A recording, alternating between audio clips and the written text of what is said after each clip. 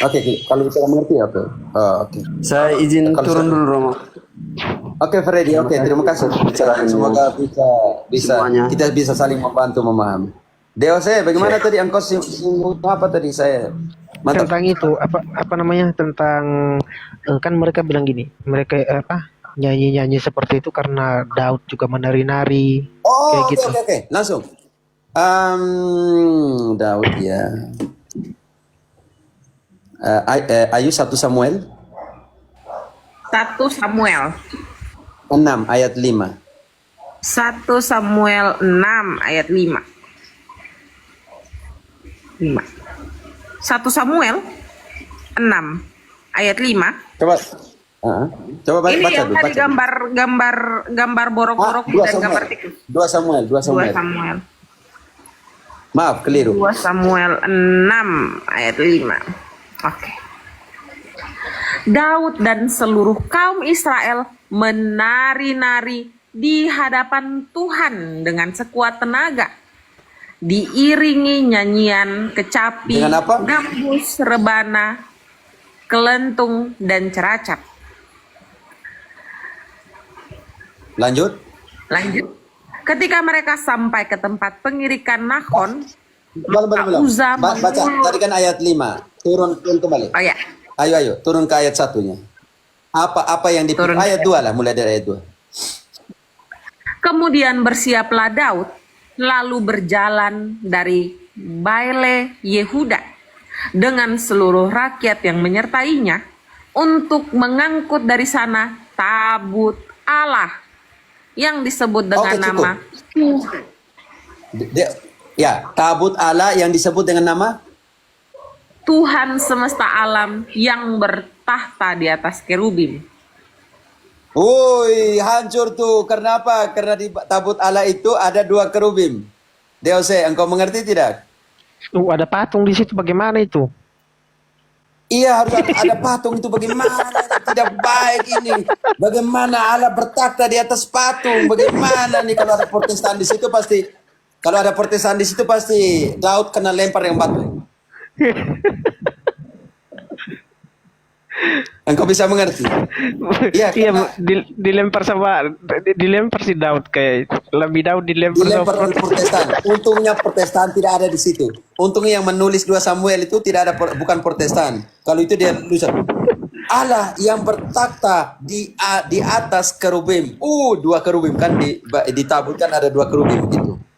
2 kerubim besar di samping. Di atas patung. Bahaya.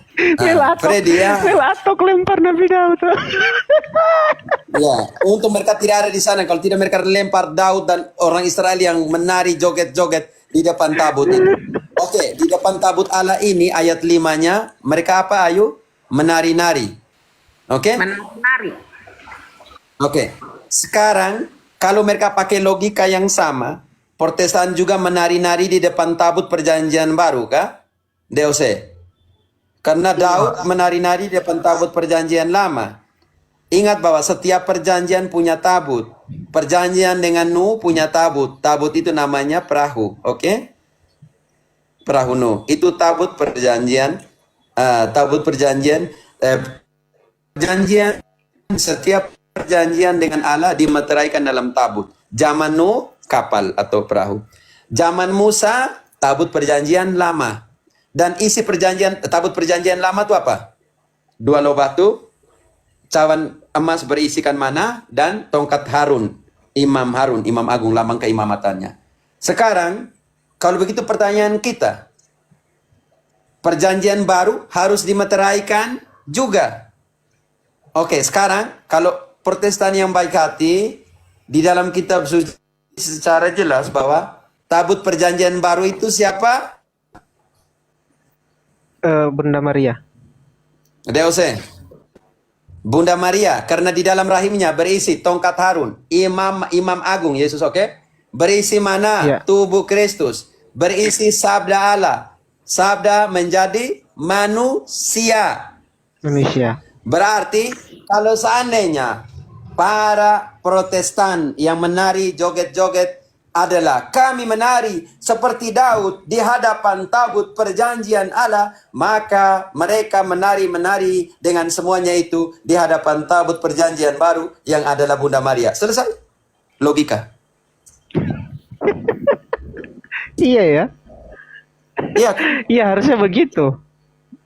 karena Daud dan Israel menari-menari di hadapan apa?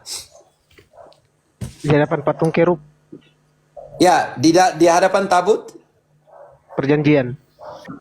dan pikul-pikul lagi. Iya. Kalau begitu, Protestan tolak Maria, tetapi mereka seperti Daud menari-nari, joget-joget, jingkrak-jingkrak di hadapan tabut perjanjian baru yang adalah Bunda Maria. Oh, jadi ini mau ya nyambung sama ini ya, menyebut aku berbahagia di Lukas itu ya, berbahagia itu kan Iya, bergembira itu Lukas kan.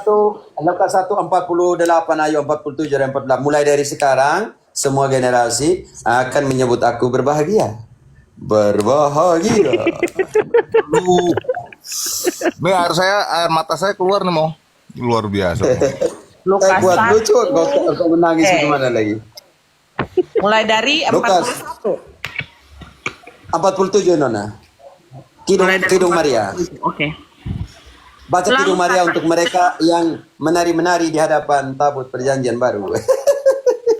Lalu kata Maria, jiwaku Jiwaku memuliakan Tuhan dan hatiku bergembira karena Allah juru selamatku. Sebab ia telah memperhatikan kerendahan hambanya. Sesungguhnya mulai dari sekarang segala keturunan akan menyebut aku berbahagia. Persoalan Protestan bukan keturunannya Maria, maka tidak bisa. Aduh, Engkau baca tersingkirkan lagi ayat nih. itu. Engkau baca lagi ayat itu. Sebab ia telah memperhatikan kerendahan hambanya. Sesungguhnya Mulai dari mulai dari sekarang sekarang, segala keturunan akan menyebut aku berbahagia. kecuali Protestan. Lanjut. Karena yang Maha Kuasa telah melakukan perbuatan-perbuatan besar kepadaku, dan kuduslah namanya. Rahmatnya turun-temurun atas orang yang takut akan Dia.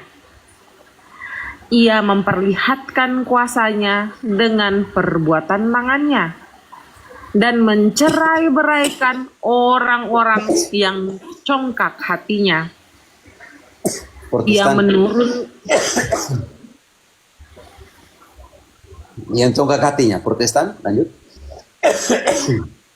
Ia menurunkan orang-orang yang berkuasa dari tahtanya dan meninggikan orang-orang yang rendah.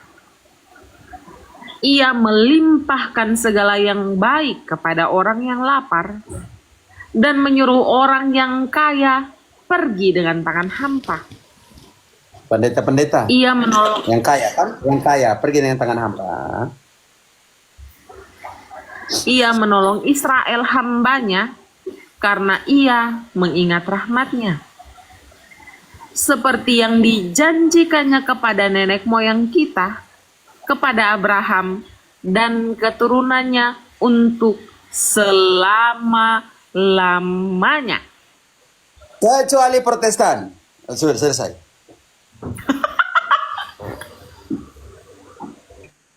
Protestan itu Seperti yang khusus, dijanjikan Romo. kepada nenek moyang kita dari Abraham dan keturunannya sampai selama-lamanya, kecuali Jose. Protestan itu spesial, Romo. Spesial karena tidak terima Maria.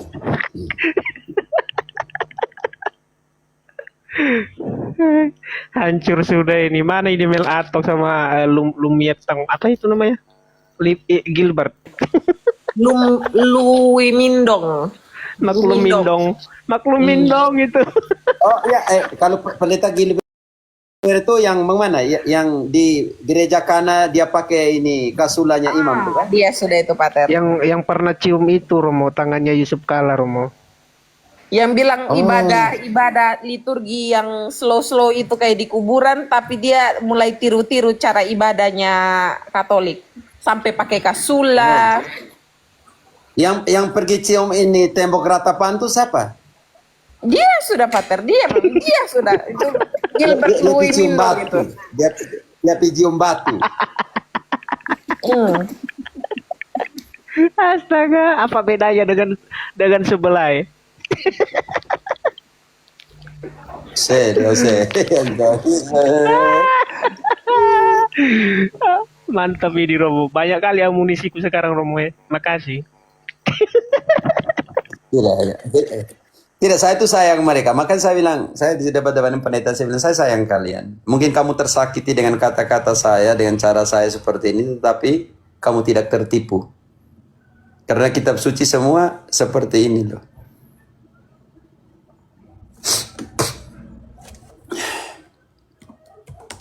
Kadang-kadang yang pahit-pahit itu mengobati Romo. Dan yang manis-manis itu membuat buruk. Benar juga ya. Oi, ayo engkau mulai jadi pahit dari sekarang nih ya. Iya Romo, soalnya aku udah menerima yang manis, makanya aku mau jadi pahit sekarang. Romo, mereka berdalil jika mereka tidak menyembah ayamnya, tetapi Katolik sampai sembah dan cium-cium. Mereka berapa kali mereka pergi cium foto istrinya, berarti mereka punya sembah ya, sembah foto istrinya. Berapa kali mereka pergi cium dia mama, dia pembapa, artinya mereka menyembah dia pembapa tuh, kalau begitu. Iya, logikanya seperti itu harusnya. Iya. Semua yang cium adalah penyembahan berhala. Berarti suami istri jangan baku cium. Jadi baku cium kayak kamu menyembah berhala satu lain. Baku hantam saja. Maria nanti dia saya tidak boleh buat barang-barang begitu ya. Baku cium nanti kalian menyembah berhala. Baku hantam saja Romo, baku hantam daripada baku cium, baku hantam sudah. Iya. Supaya jangan menyembah berhala. Payah ini. Kalau pakai kata cium artinya semuanya seperti itu. Sebenarnya ya, saya lihat kalau seandainya mereka baik-baik dalam pengertian itu, kita juga, makanya saya bukan serang kemanusiaannya ya, saya serang dalam pengertian ini memberi penjelasan tentang ajarannya seperti apa.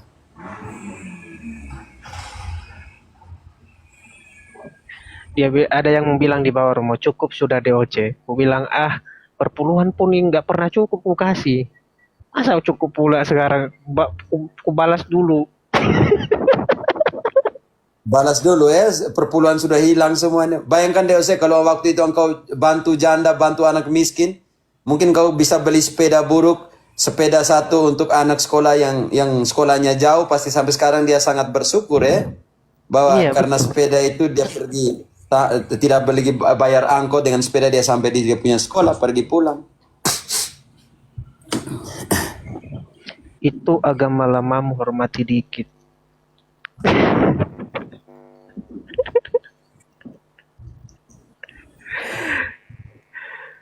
Oke, ayo Matius 5:20.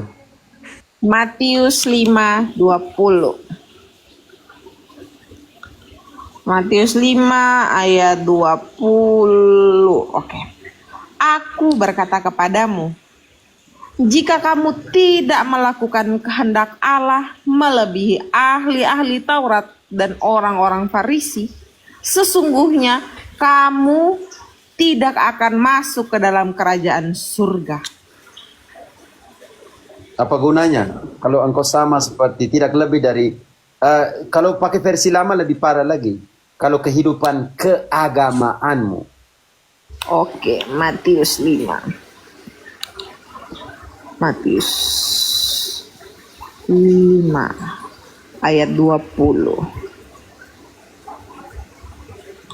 Maka aku berkata kepadamu, jika hidup keagamaanmu tidak lebih benar daripada hidup keagamaan ahli-ahli Taurat dan orang-orang Farisi, sesungguhnya kamu tidak akan masuk ke dalam kerajaan surga. DOC, Engkau secara manusiawi engkau mencintai mereka, Iya dong. tetapi yang kukasihi, kutegur dan kuhajar. Wahyu 3 yang relatif seperti ini. Wahyu 3 ayat 19, Nona. Yang Wahyu 3 ayat kukasihi. 19. Siapa yang kukasihi, ia kutegur dan kuhajar. Sebab itu, bersungguh-sungguhlah dan bertobatlah. Ya Koronel, ampunilah mereka. Tidak, ampun Tuhan Allah punya urusan. Yang kita punya tugas adalah bagaimana membantu mereka untuk melihat jalan mana yang benar. Kalau saya mampu mengeluarkan mereka dari jalan yang salah itu, saya menyelamatkan jiwa mereka. Itu kata Yakobus 5, Nona, Yakobus 5 ayat 18, ayat 19-20. Yakobus 5 Kalau saya 19. tahu, Koronel, kalau engkau tahu bahwa saudaramu ada di dalam jalan yang salah dan engkau tidak buat sesuatu untuk dia, maka engkau membiarkan dia dan dia akan berada di dalam jalan yang tidak selamat. Tetapi ketika saya tahu bahwa ada saya punya saudara yang berbuat salah dan saya bantu dia untuk keluar dari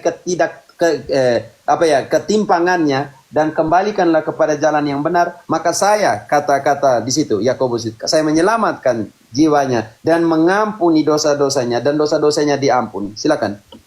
Saudara-saudaraku, jika ada di antara kamu yang menyimpang dari kebenaran Koronel, dengar itu, tolong.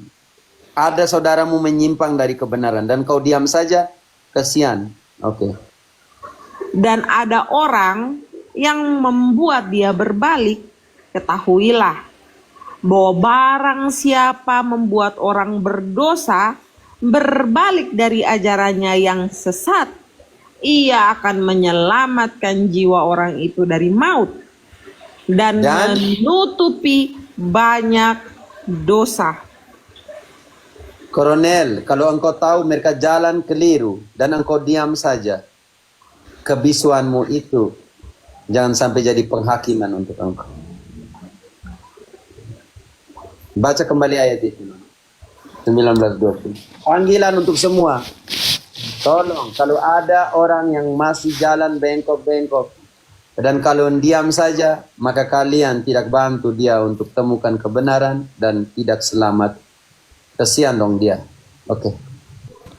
Saudara-saudaraku, jika ada di antara kamu yang menyimpang dari kebenaran dan ada seorang yang membuat dia berbalik, ketahuilah bahwa barang siapa membuat orang berdosa berbalik dari jalan yang sesat, maka ia akan menyelamatkan jiwa orang itu dari maut dan menutupi banyak dosa. Apa yang dibuat oleh penyamun di atas salib? Dia mengoreksi penyamun yang lain. Engkau berpikir seperti itu. Kita ini patut menanggung apa yang kita buat. Tetapi orang ini tidak bersalah. Dia berusaha untuk mengoreksi. Ini yang kita namakan kebaikan belas kasih rohani. Salah satu dari 7 kebaikan rohani. Perbuatan belas kasih jasmani yang ketika aku lapar dan semua di dalam Matius 25. Perbuatan belas kasih belas kasih rohani seperti yang ini, seperti meluruskan mereka yang bengkok dan menasihati mereka yang salah dan semuanya. Karena itu ketika penjahat yang satu yang baik hati bilang begini, kita ini bersalah, kita patut dihukum, tapi orang ini tidak bersalah. Lalu dia bilang, Tuhan, ingatlah aku ketika engkau ada di dalam kerajaan, engkau datang sebagai raja. Dan Yesus bilang, hari ini juga engkau ada bersama dengan saya di Firdaus. Maksudnya seperti, tapi dia sudah berjuang perbuatan dia untuk mengoreksi saudaranya yang salah. Makanya barang siapa yang membuat orang lain kembali kepada jalannya, dia menyelamatkan jiwanya dan menghapusi pelbagai dosa. Makanya Yesus bilang, hari ini juga engkau ada bersama dengan saya di Firdaus. Dia harus buat sesuatu. Dan Protestan bilang, tidak ada. Dia hanya bilang begitu, dia berjuang supaya koreksi orang lain. Dan ketika engkau dia koreksi orang yang salah dan dia kembali ke jalan, dia tidak mau, tapi perbuatan untuk membuat dia jalan itu menjadi perbuatan yang sangat baik. Dan perbuatan itulah engkau menyelamatkan jiwamu dan menutupi pelbagai dosamu.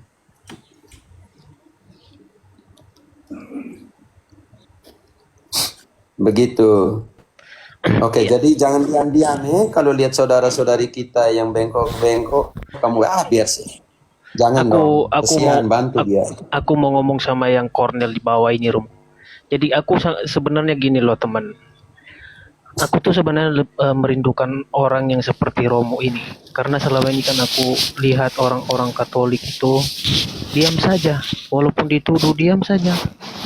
Tapi karena adanya Romo Cafe, aku suka orang barbar. Biar sekaligus aja udah kasih tunjuk saja kebodohan mereka itu. Makanya aku favorit banget, aku ngefans sama Romo. Makanya aku senang sekali di room ini, betul. Jangan. Saya hanya hamba kecil dari sabda yang besar ya. Jangan. Tidak perlu tahu aku itu Romo. Yang penting kita satu jalan, Romo. Kasih bongkar sudah nggak usah ditahan-tahan. Cukup diam selama ini toh. Ya, Katolik terlalu diam. Hanya hukum belas kasih membuat dia terlalu diam. Makanya hukum Tuhan Yesus bilang seperti anak domba yang dibawa ke pembantaian, dia tidak membuka mulutnya. Tetapi kalau karena gereja adalah rumah Daud yang baru, makanya Markus punya simbol itu singa. Kalau singa masih tidur, tidak kau ganggu, dan singa sudah bangun, kau siap-siap sudah.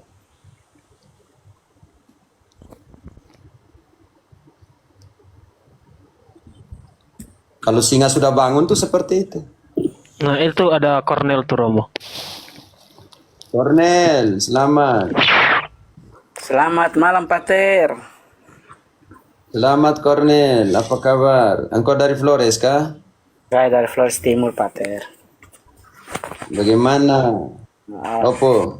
Kakak Dok, VOC, saya minta maaf sebelumnya. Saya hanya mau... Pater, saya omong sedikit, bisa izin? Ya, silakan. Siap. Santai Ini saja. Ini tidak. Saya Santai. bukan dari sebelah. Saya kita sama. Jujur semalam saya ikut DOC. Memang semalam itu ringnya DOC sampai dengan jam 2 itu ringnya DOC. Dan saya sangat suka karena DOC masuk sampai semua pengajaran dari Pater kami tangkap dan kami tahu.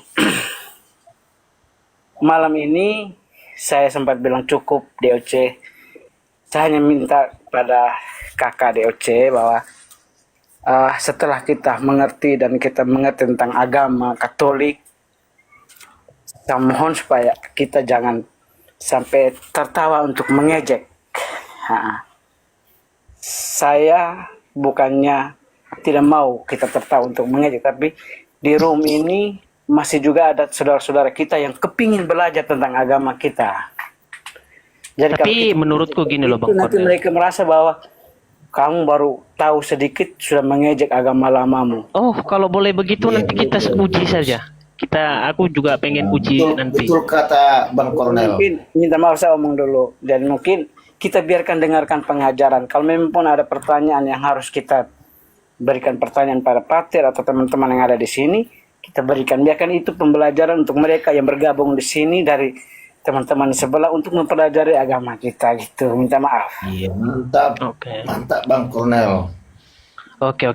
Aku yang positifnya itu aku terima, pemikiran positifnya aku terima. Cuman aku gini loh, Alkitab katakan iya jika iya, tidak jika tidak. Terus Alkitab juga mengatakan hardiklah. Kalau udah seperti itu, ini penghardikan. Jadi kita juga harus tegas gitu kan.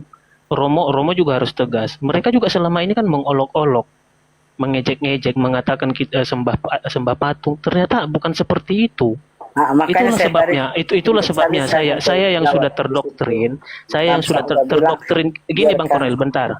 Ya. Saya yang sudah terdoktrin. Saya berusaha mengembalikan tuduhan itu, saya berusaha untuk membuka jalan agar romo-romo dan orang-orang Katolik itu membuka jalan, memberikan pengajaran dengan saya bertanya atas tuduhan yang pernah saya terima dan saya iakan. Maka saya tanya balik, itu benar apa tidak? Kalau benar katakan iya, kalau tidak katakan tidak.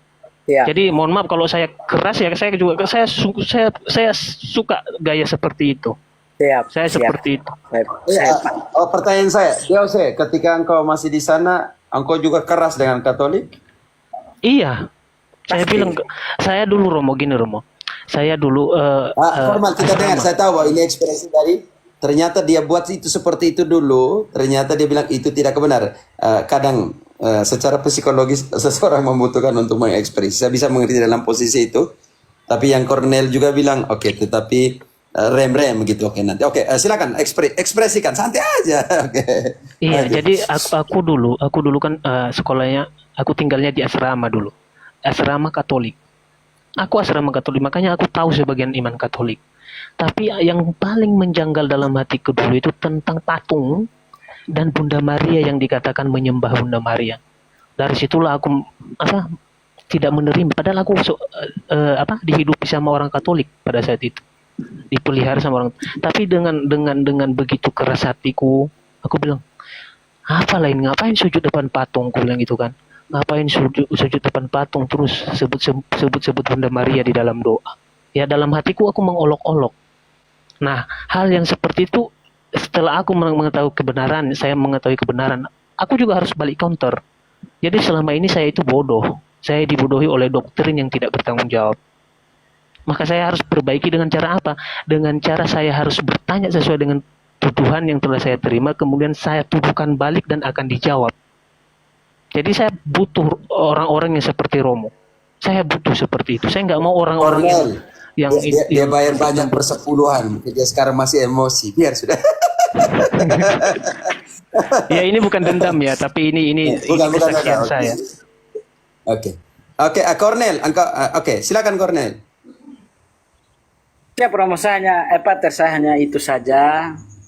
Biar kita dengar pelajaran, karena memang saya selalu ikuti Romo Patris sampai dengan Pater Lece, Pater Cafe saya selalu ikut. Makanya malam ini kita di ruang sosmed ini kan ada banyak orang yang datang untuk belajar bersama dengan kita di sini. Biarkan mereka bisa membandingkan apa yang mereka alami di sana dan mereka bisa membandingkan apa yang kita belajar saat ini di sini.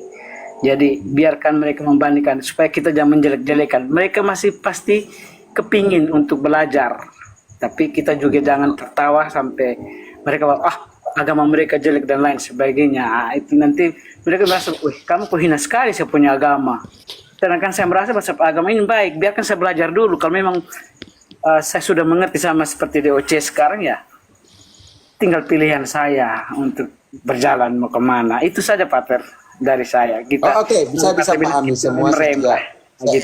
Oke, saya bisa paham dari segi sudut pandang Katolik dalam situasi ini yang Katolik sudah lama. Saya juga paham bagaimana semangat menggebu-gebu dari orang yang selama ini saya di situasi seperti ini ya, saya ditipu, macam merasa diri seperti itu. Oke, saya dibodohin, kenapa nggak diajarkan semuanya tentang kitab suci seperti ini? Oh, ini baru hal ini ada di kitab suci tapi tidak pernah diajarkan.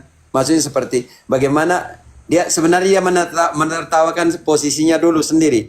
Kok dibilangnya saya sola scriptura tetapi saya nggak tahu tentang kitab suci. Maksudnya seperti itu. Jadi saya bisa mengerti dalam kadang tertawanya DOC, dia bukan tertawa untuk orang lain tetapi tertawa untuk situasinya sendiri pada saat itu. Iya, saya menertawakan kebodohanku sendiri. Gini, Bapak, saya mau bicara sebentar. Saya kan ya bisa lah. Bapak bilang saya bukan Katolik, tetapi pada dasarnya kami dari Kristen itu kan punya banyak aliran, ada Protestan, Injili, Anglikan, Karismatik. Jadi kalau bagi kami Karismatik, kami tidak berpatokan kepada namanya doktrin-doktrin. Jadi Karismatik itu kami pada intinya melakukan ibadah adalah memukuskan diri kepada praise and worship, pujian, penyembahan, dan mengejar yang namanya karunia-karunia mujizat dari Tuhan. Kami tidak persoalkan tulisan-tulisan apapun. Kami tidak terlalu begitu dalam berteologi.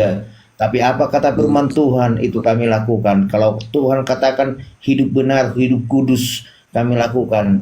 Jadi di dalam iman karismatik ya, siapapun boleh datang ke gereja memuji menyembah Tuhan. Tapi kami di karismatik juga tidak pernah membuat semua orang datang ke gereja itu menjadi jemaat gitu. Jadi tidak ada tolak ukurnya bagi kami melayani mereka datang, oh ini jemaat kami. Tidak.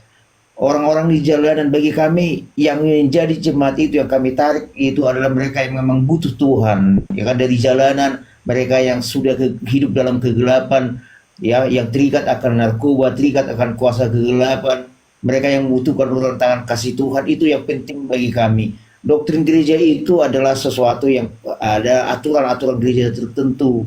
Bagi kami tidak perlu begitu dalam berteologi ya, sejarah-sejarah gereja. Oke, that's right. Saya mau tanya. Bukan itu intinya daripada pelayanan itu kan adalah kasih untuk memberi saya bisa tanya sesuatu. orang ke jalan Tuhan. Ya. Silakan. Oke, pertanyaan saya. Kalau seandainya doktrin dan ajaran itu tidak penting, Ya. pertanyaan saya, iman itu menyelamatkan atau ajaran menyelamatkan? Yang menyelamatkan itu kan iman kita, ya kan? Iman Oke, saya kepada akan Yesus. buktikan. Dan iman itu tumbuh dari mana? Iman timbul dari pendengaran akan Dan firman pendengaran Tuhan. itu tentang apa? Dan pendengaran tentang apa? firman Tuhan.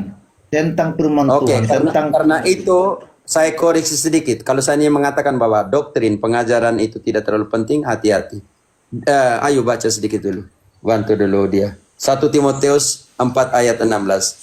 Apakah pengajaran, Tunggu dulu, apakah sebelum- ajaranmu, sebentar kita, sebentar dulu, Jasri. Kita kan pelan-pelan. Saya juga bertanya Nah, dulu. Bro, Ya sebentar. saya akan bertanya. Karena dari pernyataanmu tidak. Kalau memang tidak mau dengar, mau gimana? Pelan-pelan. Karena ada pernyataanmu itu harus kita diskusikan bersama. Karena tadi bilang doktrin tidak terlalu penting, oke? Tapi Iya, sekarang iya, kita iya. lihat bagaimana dengan keselamatan doktrinal. Oke. Ayo bantu dulu. 1 Timotius 4 ayat 16. Awasilah dirimu sendiri dan ajaranmu. Bertekunlah dalam semuanya itu. Karena dengan berbuat demikian, engkau akan menyelamatkan dirimu dan semua orang yang mendengarkan engkau. Sekarang engkau harus bantu saya tunjukkan ayat di mana worshipmu menyelamatkan.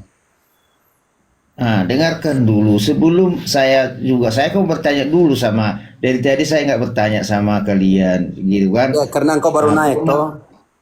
Iya, tunggu saya bertanya dulu kan. Pemahaman kalian itu doktrin itu apa gitu? Itu barusan dibaca tadi nih.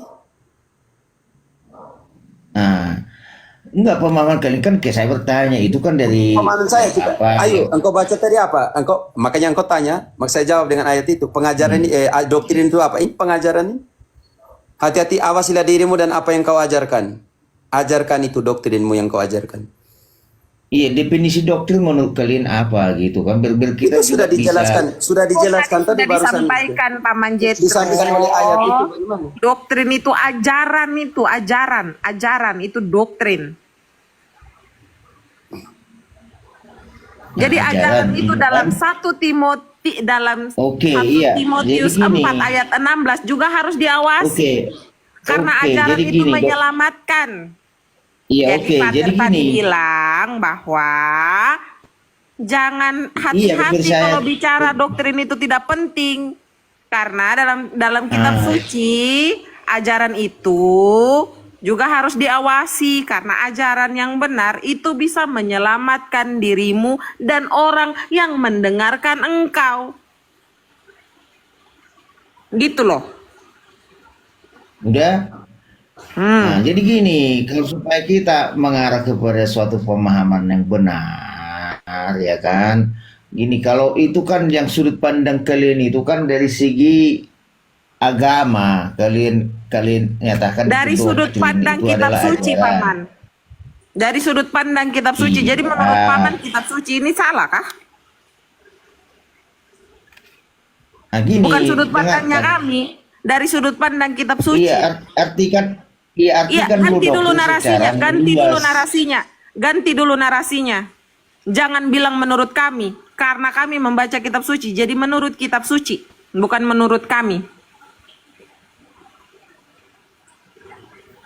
Nah, jadi Ganti gini dulu loh. narasinya.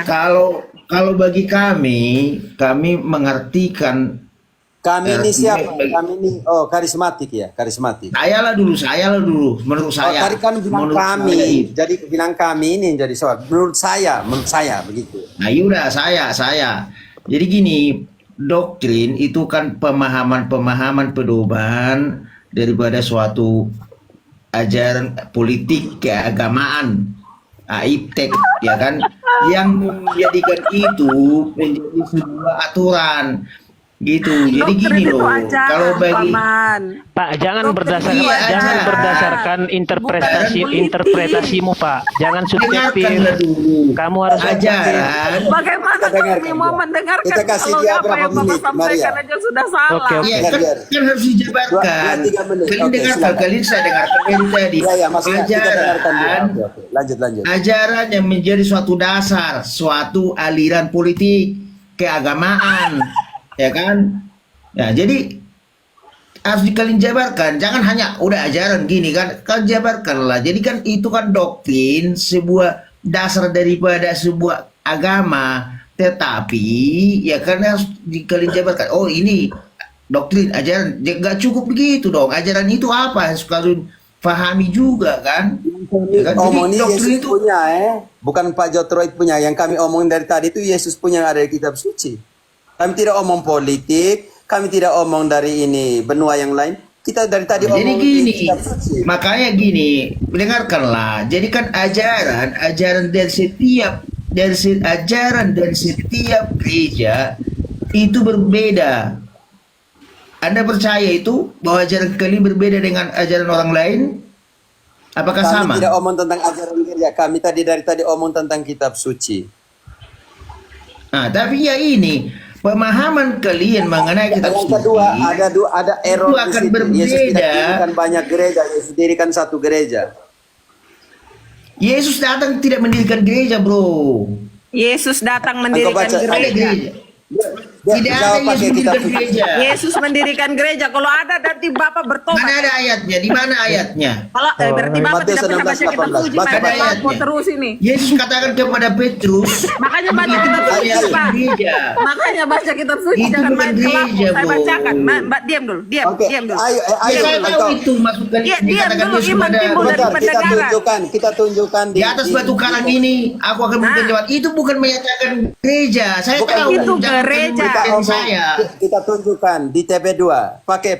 Pakai pembesar. Ayo engkau kasih besarkan dan tunjukkan Ya, saya ayatnya. tahu nanti kalian ambillah Alkitab yang Yesus katakan kepada Petrus di atas batu karangnya itu, nanti kalian baca. Itu bukan menyatakan gereja. Baru Kita apa? pakai TB2. Kita Lapo. pakai TB2.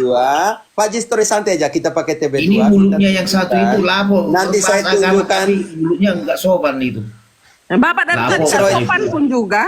Sama Romo Gabi. Siapa enggak sopan? Saya kan Ini. bicara ngawur. Ini Si saya mana ini saya turunin bicara aja. nggak sopan? Karena ini Mas punya karena etika ditanya dong. Romo dia Kita kabur bicara kemana-mana. agama tapi tidak etika. Tadi Ayolah, Bapak ini bilang bicara lain. politik, jadi mau Jangan bicara Kau agama kau panggil politik. Romo kami yang sopan kau lah ya. Kalau Baik. doktrin mengarah itu kan kalau dijabarkan itu termasuk daripada ajaran politik, ajaran daripada suatu komunitas. Bahwa yang Bukan bilang ajaran politik, politik. mungkin di Bukan. ajarannya paman kali yang politik. Ajaran gereja kami tidak politik. Doktrin itu dari kata doktrina, artinya ajaran atau instruksi. Kau lebih baik diam, Harus baik. diketahui. Jero, Jangan kau lebih baik diam. Kau nggak punya ilmu tuh. Lebih baik kau pergi aja kau. Oke. That's Nah, right. inilah nggak Biar punya kita etika, di ngomong sini. agama tapi nggak punya etika. Kayak mana Ini etika orang kalian? Bapak juga Kalian dari bicara ada yang agama, bilang. Karena kau nggak punya etika terhadap Romo kami, bro. Loh, saya juga siapa? Saya ini emang kalian itu Romo, saya ini siapa? Saya ini dosen, biar tahu kalian. Iya dosenmu Saya- tamat berapa tahun? Bapak dosen di tahu saya mana? sudah Pak, ya udah Pak Jetroid, Pak Jetroid. Cari Bapak dosen, di saya Pakar SMK. Dikti. Pak Halo. Jetroid, Bapak Iya. dosen, saya SMK. Ayo kita adu. Iya. kau bukan kelasku. Buka di pangkalan Pak, Dikti. gelar itu tidak menentukan Anda berkualitas, Pak. Gelar itu hanya tanda Anda Iya, itu pernah sekolah. Kau tak Ngerti punya kau? sekolah, kau tak punya kapasitas untuk menjadi dosen. Ngerti nggak? Di negara ini ada aturannya. Kau itu harus tahu aturan. Kalau Dosen kau kok nggak punya, gini. Dosennya kayak gini, makanya Romo nggak usah layani Romo. Karena waktu itu Tidak, kan maksudnya- Romo waktu masuk ke komal saya kan dia ditanya Romo kan Sama dia saya, putar dia. liuk gitu Romo. Dia tidak tahu jawab, dia putar liuk. Dia bilang dia dosen, dia apa. Kita tanya tidak mengerti. Dia bilang dia pendeta, dosen. Dia bingung sendiri. Iya betul. Padahal Romo. jelas-jelas Dia bilang kalimatnya. sambungan dengan politik. Padahal di Enggak, waktu di Matius 16, komal 18 saya jelas Romo dia kalimatnya, bilang aku itu akan mendirikan gereja. guru bukan dosen Romo. Oh iya, dia bilang dia guru agama. Guru Sekarang agama dosen. betul. Guru Kan dia agama bilang dia Romo. dosen. Jadi Kan yang sekarang benar dia yang putar mana? liuk Benar, saya lagi. ingat. Itu yang saya nggak setuju. Terus dia panggil Romo. Dia nggak dosen, sopan. sekarang dosen. Dosennya guru Santai berarti. sih. Yang waktu komal saya itu Romo, masih ingat nggak waktu di komal saya itu? Iya dosen kok Dia begitu. bilang dia Terus guru, Syria, dia guru Serai. agama, lalu dia lari setelah itu. Iya makanya tadi saya bingung. Yang sama, Romo, orang yang dosen. Dosen kalau memang dosen berapa nomor NPUTK-nya? Aku aja dosen di BINUS universitas nggak segitu amat sih ngototnya. Ya, di Enggak, rumahnya soalnya Om Lila dia bilang dia guru agama. paman Deos. Dia bilang guru. Sekarang dia bukan bilang dia dosen. Iya, kalau memang dia dosen tunjukkan NPUTK-nya atau NID-nya. Nanti saya cek di pangkalan data dosen. Kalau kita mau bermain secara fair ya, paman tadi yang turun itu. Ya, kita bilang dia definisi doktrin, dia bilang bagaimana ayo? Politik. Ajaran politik katanya. Pemahaman ajaran Yang politik. tadi ini kita ajar ini tentang doktrinnya Yesus punya. Jadi dia bingung, politik dari mana kami ajarkan? Politik, Full based on kitab suci loh. Tuhan Yesus, agama dicampur adukan dengan politik mau jadi apa? Makanya kan tadi dia bilang di Matius 16-18 kan itu bukan mendirikan gereja kan. Jadi kan saya tanya, terus kalau bukan gereja apa? Lapo. Marah-marah dia. Dia emosi. Makanya panggilan untuk pendeta-pendeta karismatik Pentekostas, didik baik-baik kamu punya anak-anak. Nanti dia naik kelas itu, Bater. Ada yang hari ini dosen. Nah, tidak. Kemarin Ini dia guru bingung agama. nih, murid mau naik kelas kalau guru begini bagaimana? Dosen begini masih semua lulus bagaimana? Kemarin dia bilang guru agama, hari ini dia bilang Susah, dosen. Romo. Jadi kalau dosen Karena begini loh sis Ayu. cara bertutur Nona katanya Ayu. gini kan dia berantakan Romo karena sistematika cara berbicaranya juga sebagai pengajar dan pendidik itu beda Romo. Iya. Melihat gramatikal tata sistematika bicaranya. Jadi gimana ya? Dia marah, Ayu bilang tidak sopan, perempuan tidak sopan. Ya habis kalau bukan gereja yang didirikan terus apa? Lapo. Terus Cuman Makanya bertanya. Enggak Romo waktu itu kan ketika Romo baru belum masuk kan dia bilang, oh kalau ayat-ayat ayo kita gak adu ayat-ayat. Ketika Romo tanya ayat dia mungkin gitu loh Romo, kan kontradiksi gitu loh Romo. Dia bilang saya dia harus nggak pakai perlu ayat ayat-ayat. Nah, setelah saya naik dia bilang tidak perlu ayat-ayat. Tidak bisa. Bagaimana? Tadi Iya bilang betul saya Romo, dengar dari betul. Romo. Dia bilang harus pakai betul, ayat-ayat. Kita naik tanya ayat, dia bilang ayat tidak penting bagi dia. Kan bingung sendiri orang ini. Kemarin ngaku guru Jangan agama. Tidak, jangan Sekarang sampai aku Roh Kudus dosen. masuk terlalu banyak di karismatik Pentekostas, kasih masuk orang paksa, kasih masuk CC Roh Kudus di kepala dan hatinya orang tuh hasilnya seperti ini. Suruh masuk ke ini komal saya mau biar dieksorsis dulu. Bercanda mau bercanda. Ini bagian DOC ini. DOC itu karismatik, itu mantan karismatik. Engkau sama-sama pasti di sana. Nggak tahu ya, nggak jelas sama ada karismatik itu nggak tahu ya. Saking nggak jelasnya si Luther pun nggak diikuti. Luther nggak pernah melarang nyembah, mengatakan bahwa patung itu berhala, pengikutnya mengatakan berhala. Emang agak lain, nggak tahu mereka ngikut siapa ini. Aku juga dulu nggak Ya, tahu lucu. ikut siapa. Ngikut pendeta Luther lah. bilang begini. Luther bilang begini, patung, lukisan, dan gambar adalah Injil untuk orang-orang kecil. Oke, lanjut bahas yang lain. Kita biar so dia kasih naik lucu sedikit dan dia marah. Ayo bilang perempuan sopan sedikit lah. Sadar. Lucu-lucu lagi. Udah. Kalau Ya, kemarin- dianggap lapo itu tidak sopan, berarti tutup semua lapo. Nanti dia tidak ada tempat nongkrong itu bab tua satu.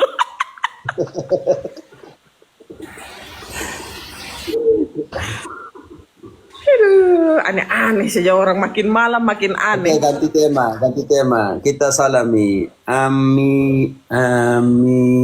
Amiel. Halo Amiel.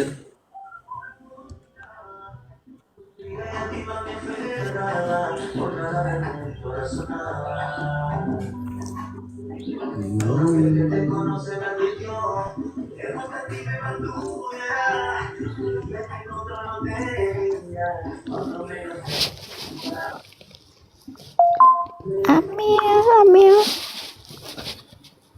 Kenapa dia tidur?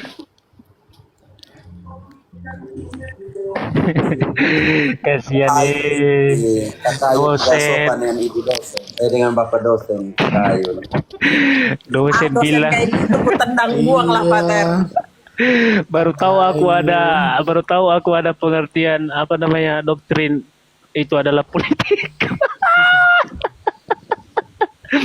Aduh, saya aja lulusan SMK ketawa melihat dosen seperti itu, ku lempar pakai sendal itu. Ayo engkau. Ayo, oh ya.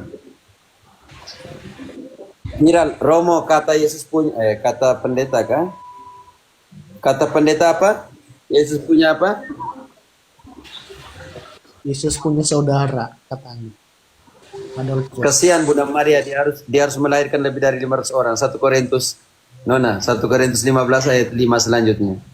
1 Korintus 15 ayat 5 selanjutnya. Mulai dari ayat 5. Bahwa ia telah menampakkan diri kepada Kefas. 1 Korintus kan Pater? Ya tadi itu benar. Lanjut. Bahwa ia telah menampakkan diri kepada Kefas dan kemudian kepada kedua belas muridnya. Setelah itu, Sesudah itu ia menampakkan diri kepada lebih dari 500 saudara sekaligus. kasihan Bunda Maria ya. Kalau kata saudara ini disamakan dengan anaknya Bunda Maria, berarti ada lebih dari 500. Iya, Roma, betul. Nah, kalau kita lihat, Kasihan kan? iya Roma, kalau kita lihat catatan Bapak Gereja, misalnya Papias, dia kan murid langsung Yohanes. Nah, di dalam fragmen Papias, itu dia membedakan saudara Yesus yang bukan saudara kandung loh. Karena di fragmen Papias, Ya, makanya chapter 10, makanya ya, ya nanti kita ke sana. Berarti hanya sekarang kita mau kesian karena standar kata saudaranya Matius 12 Nona. Matius 12 kalau tidak salah. Matius 12 Ayat 46. Siapakah saudaranya Yesus yang sesungguhnya? Oke. 46. Ketika Yesus masih berbicara dengan orang banyak itu, ibunya dan saudara-saudaranya berdiri di luar dan berusaha menemui dia. Lalu seseorang berkata kepadanya, "Lihatlah, ibumu dan saudara-saudaramu ada di luar dan berusaha menemui engkau." Tetapi jawab Yesus kepada orang yang menyampaikan berita itu kepadanya, "Siapa ibuku? Siapa saudara-saudaraku?" Lalu katanya sambil menunjuk ke arah murid-muridnya, "Inilah ibuku dan saudara-saudaraku." Sambil menunjuk kepada siapa? Sambil menunjuk kepada siapa? Murid-muridnya. Inilah sambil siapakah saudaraku, saudara-saudaraku, siapakah ibuku, sambil menunjuk kepada siapa? Murid-muridnya. Apa kata Yesus? Sebab siapa saja yang melakukan kehendak Bapakku di surga, dialah saudaraku laki-laki, saudaraku perempuan, dan ibuku. Yesus sudah beri penjelasan siapakah saudaraku, menunjuk itu kepada para rasul dan mengatakan mereka yang melakukan Kehendak Bapakku. melakukan siapa? Kehendak Bapakku.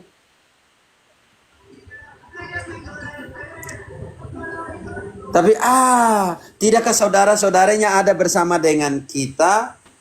Tadi bab 12 ya, bab 13 ayat 55, 56. Bab 13 ayat 55, 56. Oke. Bukankah ia ini anak tukang kayu? Bukankah ibunya bernama Maria? Dan saudara-saudaranya? Dan saudara-saudaranya satu namanya siapa? Tolong tulis Maria. Yakobus. Tulis nih. Ya oke, Yakobus satu, Yakobus tulis di kertas kecil. Yakobus. Di mana lah? Yusuf.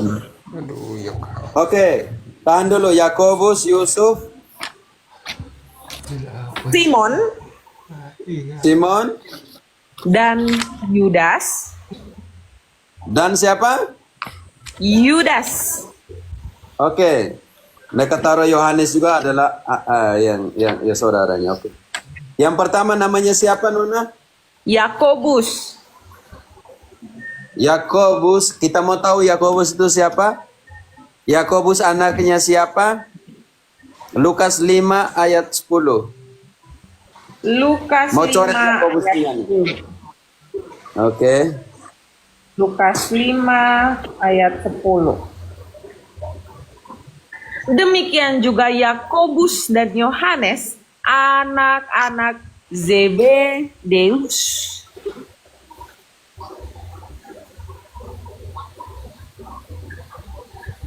Siapa? Demikian juga Yakobus dan Yohanes, anak-anak Zebedeus. Anaknya siapa? Zebedeus. Berarti coret buang Yakobus, oke? Coret. Oke. Karena Yakobus ini anaknya siapa? Zebedeus. Baca Yakobus 1 ayat 1. Apakah itu Yakobus saudaranya 1. Yesus atau hambanya Yesus? Yakobus 1 ayat 1. Yakobus 1 ayat 1. Salam dari Yakobus, hamba Allah dan Tuhan Yesus Kristus, kepada kedua belas Yakobus di sini, Yakobus di sini adalah hamba atau saudaranya Yesus? hamba. Dan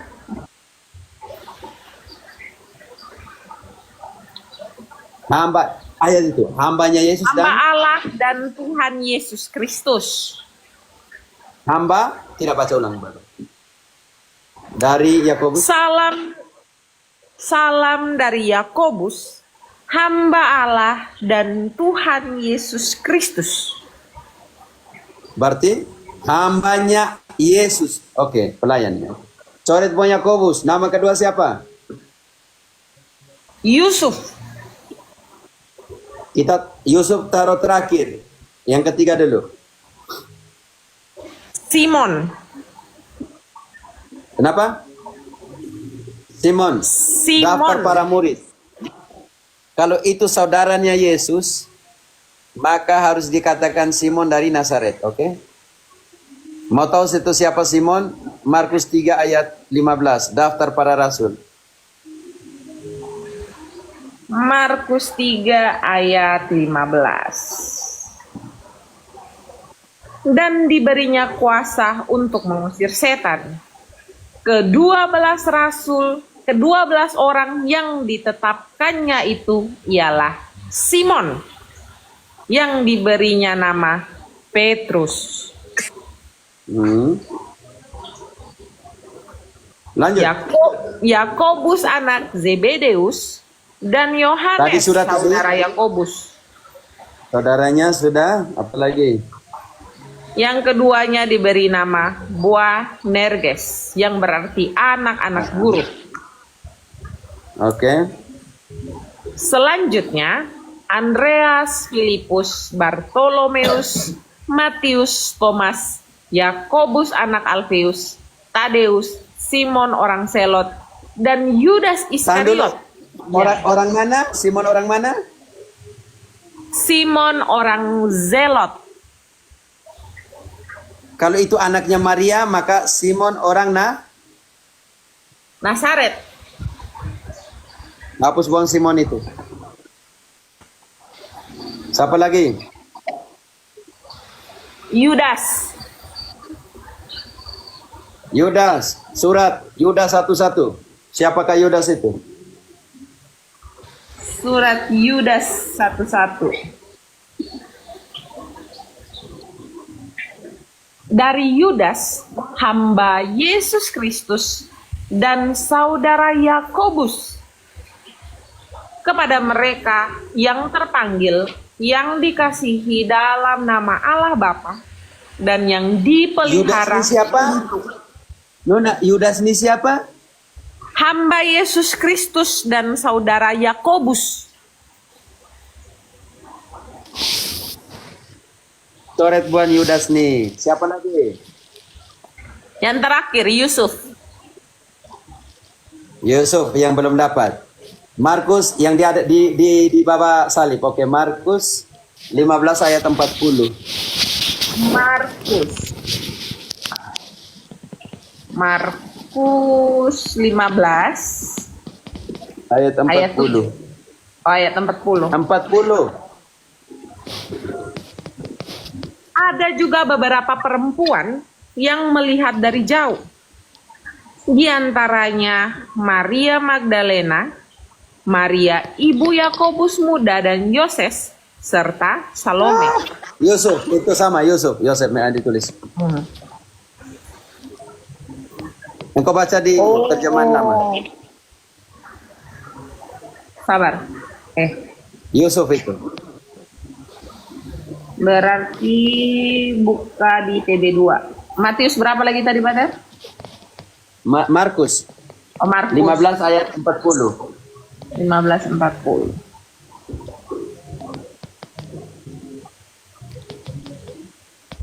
Sama juga Yoses. Ini parah nih kalian ini terjemahan Indonesia nih.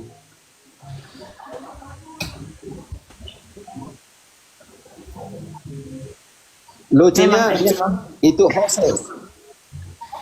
Yusuf. Indonesia punya terjemahannya aneh-aneh ya.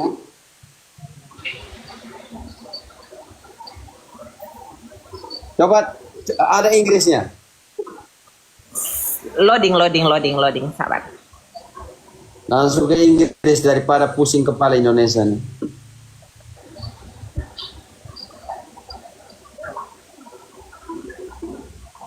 Aduh, loading.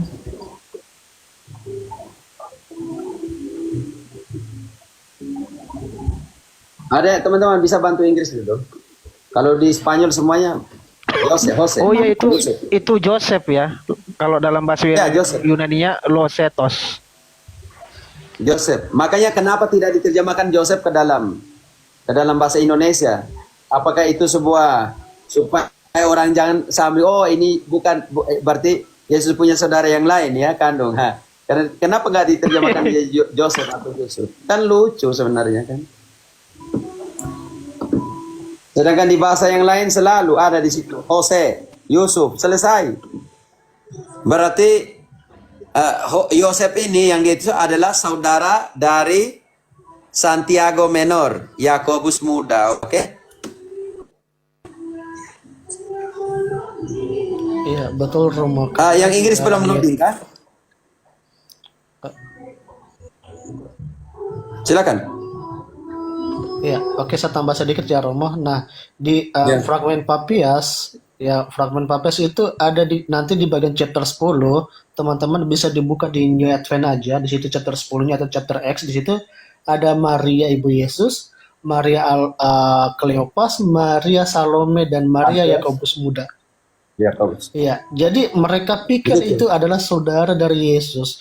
Padahal itu setiap disebutan Maria itu ada juga dia punya anak. Mereka pikir itu adalah saudara kandung dari Yesus itu loh. Makanya mereka kalau nggak kalau paham. kata saudara, kalau satu saudara dikatakan saudara kandungnya, tidak. Persoalan begini, Yesus punya saudara dalam pengertian saudara, oke, yang dia lihat kepada para rasul dan dimakan, inilah saudaraku, oke? Iya betul. Yang melakukan kehendak Allah. Tetapi kitab suci tidak pernah mengatakan satu kata pun bahwa Maria punya anak yang lain. Contoh kecil, kita ke silsilah dari Yesus. Matius 1. Semua yang punya anak akan dikatakan dia dan saudaranya. Dia dan saudaranya. Ketika sampai di Yosef, dia akan mengatakan dialah suami Maria, ibu anaknya Yesus. Tidak langsung sebut saudaranya. Setiap kalau ada saudara, maka dia harus dikatakan Yesus dan saudaranya. Silsilah kemanusiaannya Yesus. Oke, Matius 1. Ini yang pukulan terberat di sini. Kalau mereka tidak paham dulu, baru saya pakai ini. Kalau sudah paham, saya tidak akan pakai. Inilah daftar nenek moyang Yesus Kristus, anak Daud, anak Abraham. Oke. Abraham mempunyai anak Abraham mempunyai anak Ishak. Ishak mempunyai anak Yakub. Yakub mempunyai anak Yehuda dan saudara-saudaranya. Tahan dulu. Abraham punya berapa anak? 1. Ishak punya berapa anak? 1. Yakub. 1. Maka tidak akan disebutkan saudaranya kalau tunggal tanpa dan saudara-saudaranya. Tetapi Yakub mempunyai berapa anak? 12. Maka di sini karena Yesus dari keturunan Yehuda, maka disebut Yehuda dan saudara-saudaranya. Kita pakai pembuktian Injil. Oke, lanjut. Yehuda memperanakan Peres. Dari istri mana?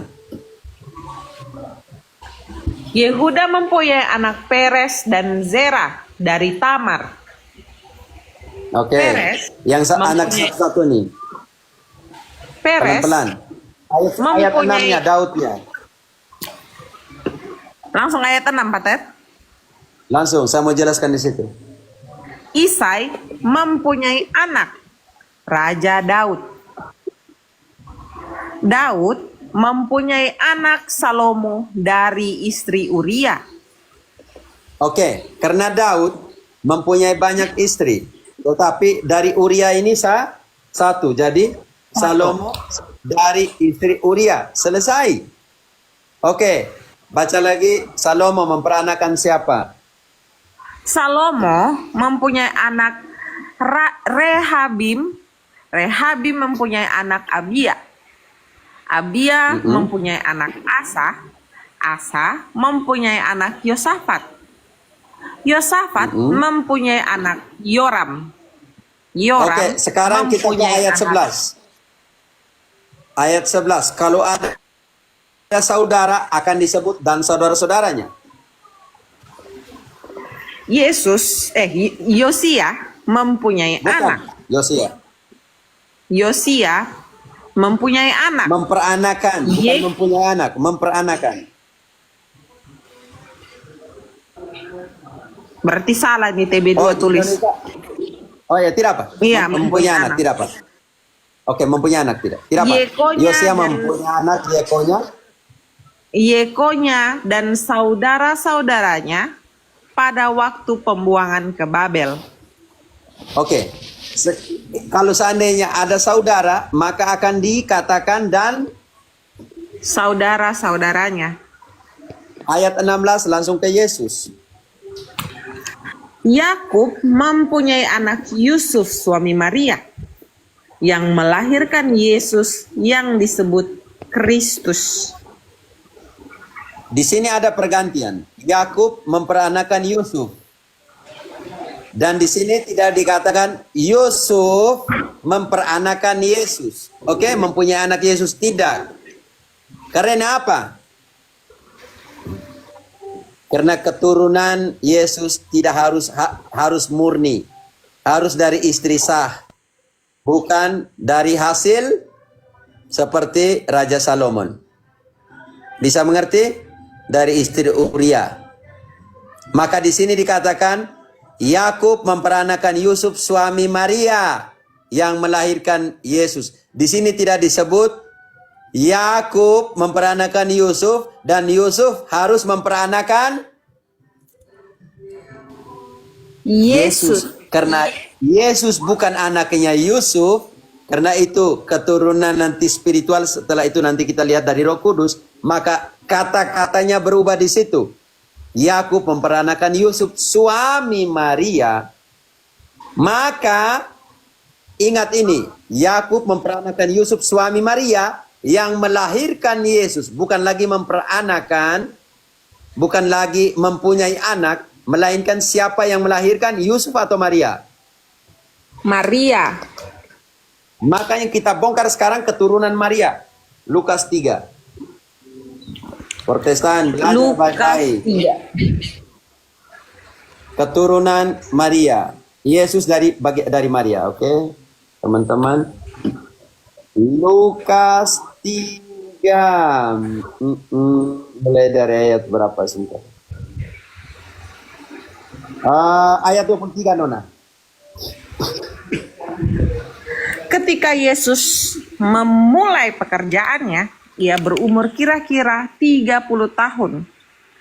Dan menurut anggapan orang, ia adalah anak Yusuf, anak Eli, anak Matat, anak Lewi, anak Malki, anak Yanai, anak Yusuf, anak Matika, anak Amos, anak Nahum, anak Hesli, anak Nagai, anak Maat, anak Matika, anak Simei, anak Yosek, anak Yoda, anak Yohanam, anak Reza, 30, Nona, ke 30.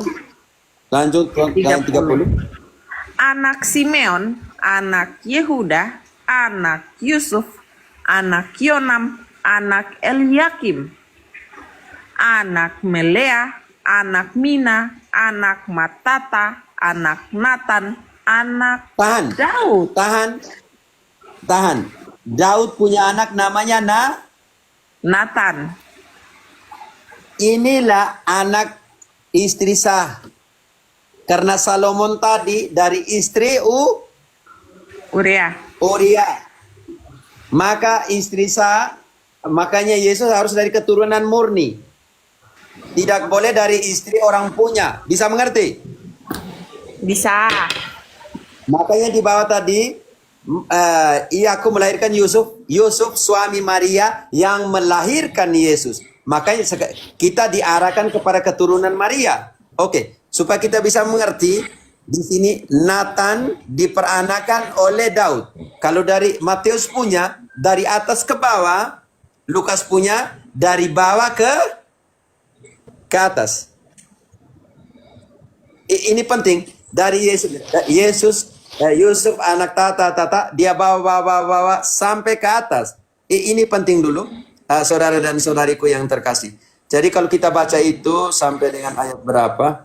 Ayat 38 kita sampai keturunan di atas. Tapi saya mau kita tutup di Daud itu ya. Yang penting karena Yesus adalah keturunan Daud. Dari Yusuf adalah Salomon, tetapi Salomon itu hasil dari perselingkuhan Daud dengan istri Uria. Lahirlah Salomon dan Salomon turun semua Salomon sampai dengan Yusuf. Sedangkan dari istri sahnya Daud lahirlah Nathan. Dari Nathan turun sampai dengan Eliakim. Oke? Ini penting sekali. Atau Yoakim. Itu penting sekali ayat 23-nya. Kita baca ayat 23. Maria itu anaknya siapa? ayat 23. Ketika Yesus memulai pekerjaannya, ia berumur kira-kira 30 tahun. Dan menurut anggapan orang, ia adalah anak Yusuf, anak Eli, anak Matat, anak Lewi. Oke. Kenapa dimaksudkan di sini anak Yusuf? Karena ketika orang Israel tidak punya keturunan yang lain, maka Maria harus menikah dengan orang dari keturunan yang sama, keturunan Daud. Suku yang sama, Yehuda. Supaya warisannya tidak keluar dari suku. Itu pula. Makanya di sini tidak bisa dikatakan ia adalah anak Yusuf, anak Eli. Yusuf ini di dalam Matius bapaknya bukan Eli. Eli ini bapaknya Maria. Karena itu harus garis laki-laki semua. Maka Yusuf ketika dia menikah dengan Maria dan Maria tidak punya saudara yang lain, maka Yusuf ini menjadi anaknya Eli. Anaknya mertua. Bapak mantu. Yusuf jadi anaknya. Makanya di sini supaya keturunan itu akan disebut laki-laki semua.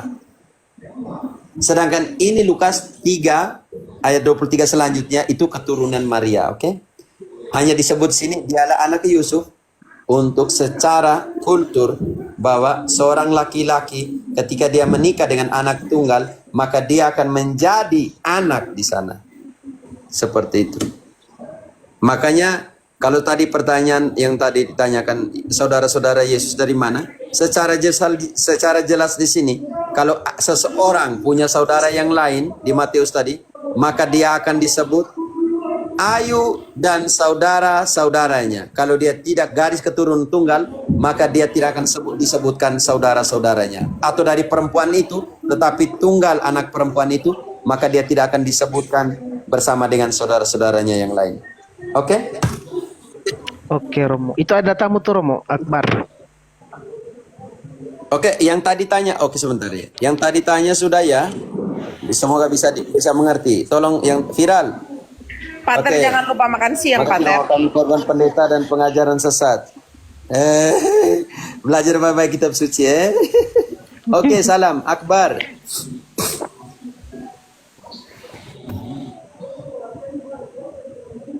Halo? Akbar. Macamnya ngorok nih. Oh, udah ngorok dia. Turun saya ayo ke sini saya. Dia ngorok itu. Dengkur. Kamu buat lucu-lucu lagi nih. Ya bikin stand up comedy tengah malam, Romo. Romo. Ya, saya Romo. naik orang yang saya sudah jam 12.30 nih, kalian lanjut, saya turun Aku mau tidur udah. Iya, saya juga mau makan siang. Berarti end live lah. Pater juga mau makan siang. Udah jam 11:30 di sana. Iya. Dan berkat dalam Terima Bapa, kasih, Putra, dan Romo. Roh Kudus. Terima kasih Romo. Semuanya, maaf ya kalau ada yang salah dan semuanya oke. Iya. Maaf, Thank you terima semua, kasih. thank you kakak host, semua Paman Thank you DOC. juga. Thank Ini you. nih yang ngorok tadi bangunkan kita supaya tidur. Oke, baik. Oke. Oke, tutup. Salve. Maria turunkan saya atau tutup sudah. Oke. Salve. Salve, terima kasih ya Romo. Terima kasih untuk semua. Terima kasih Romo. Yo, MKE.